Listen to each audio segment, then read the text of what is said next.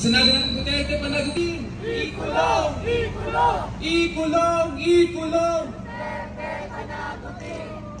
Katarungan ipaglaban! Itigil ang pamamaslang! Itigil ang pamamaslang! Katarungan ipaglaban!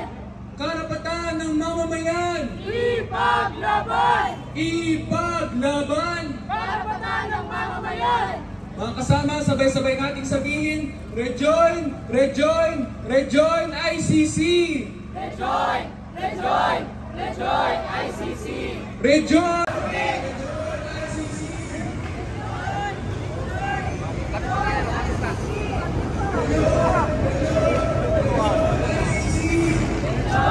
Rejoin! Rejoin ICC! Ngayon ay lumalaban! Ngayon ay lumalaban! Ang tao! Ang bayan! Makibakan! Huwag matakot! Huwag matakot! Makibakan! Marcos singilin! Duterte panagutin! Duterte panagutin! Marcos singilin! Biktima ng administrasyon ni Duterte.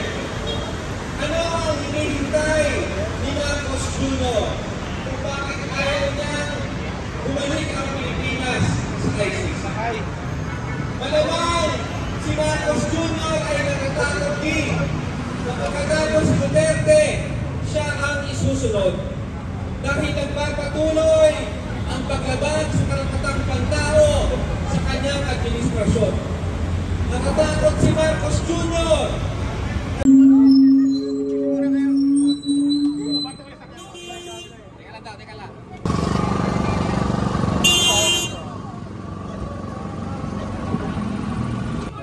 Katarungan ipaglaban! Itigil ang pamamaslang! Panagutin! Marcos singilin! Katarungan ipaglaban! Panagutin! Ikulong! Ikulong!